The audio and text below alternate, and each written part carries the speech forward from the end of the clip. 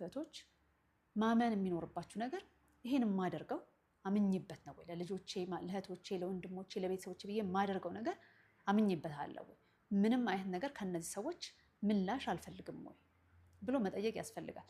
እንደዛ ከሆነ ነገ ከነገ ወዲያ በምን ነገር አትቆጩ ማለት ነው። ነገር ግን ከነሱ ምላሽ የምትጠብቁ ምስጋና ወይም ሌሎች ነገሮች የምትጠብቁ ከሆነ ደስታችሁ ሊጠፋ ነው ማለት ነው። ስለዚህ ማድረግ ይቻላል፣ ማመጣጠን ይቻላል። ቤተሰብ መረዳት አለበት። አዎ በሁለት መንገድ ጥቅም ያስገኛል። አንደኛ በመንፈሳዊ ሕይወት ጥቅም ያስገኛል። ከዛ ደግሞ ለህሊና ሰላምም ይሰጣል። እንኳን አይደለም ቤተሰብ ሌላም ሰው መርዳት ስለሚያስፈልግ መረዳዳት ጥሩ ነገር ስለሆነ እሱን ማድረግ። ሁለተኛው ደግሞ በዚህ በኩል መማር ካለባችሁ በጊዜ መማር፣ መስራት ካለባችሁ ነው ገንዘብ ማስቀመጥ ካለባችሁ ለራሳችሁ ገንዘብ ማስቀመጥ፣ አመጣጥኖ መሄድ። ይሄ ከምን ያደነናል? በስተመጨረሻ በእድሜያችን ማምሻ ላይ ከሚመጣ ቁጭትና ጸጸት ይታደገናል ማለት ነው። በሌላ በኩል ደግሞ እግዚአብሔር እንዴት ሊሰጥ እንደሚችል ደግሞ ተመልከቱ።